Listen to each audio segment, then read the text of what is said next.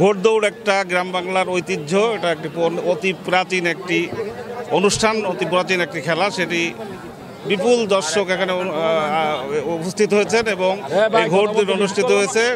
এই ঘোড়দৌড়টা তারা উপভোগ করেছেন এবং সুন্দরভাবে আনন্দ উপভোগ করেছেন। আমি সকলকে ধন্যবাদ জানাই, আন্তরিক অভিনন্দন এবং ধন্যবাদ জানাই।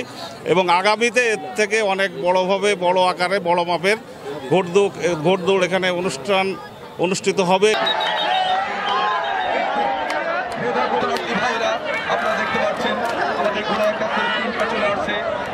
আমরা ওই রাজেন বাবুর যে চ্যাংমারির ঘোড়ার সেই ঐতিহ্যটা বোধহয় আমরা ধরে রাখতে পেরেছি বলে আমরা মনে করি। আমার মেয়ে মাইকিং শুনেছে যে রাস্তা দিয়ে যাচ্ছিল, মাইকিং করতে করতে যে ঘোড়ার দৌড় হবে, তা আমাকে বলে যে আব্বু ঘোড়ার দৌড় হবে কোথায়, আমি দেখতে যাব। সেই জন্য আমার দুটো মেয়ে নিয়ে আসতে হয়েছে মাঠে। আমরা অনেক দূর থেকে আসছি হাজরাকাটি নলবুনিয়া এই বিলে ঘোড়ার দৌড় দেখার জন্য।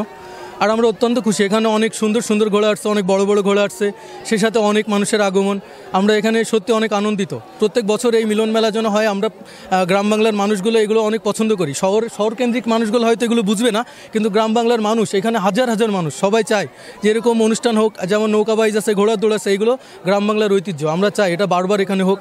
এই যে খলিলাগড় ইউনিয়নের হাজরাকাটি ১ নম্বর ওয়ার্ডে নলবুনিয়া যে জায়গাটায় প্রতি বছরের ন্যায় এবছর ঘোড়ার দৌড় প্রতিযোগিতা হচ্ছে।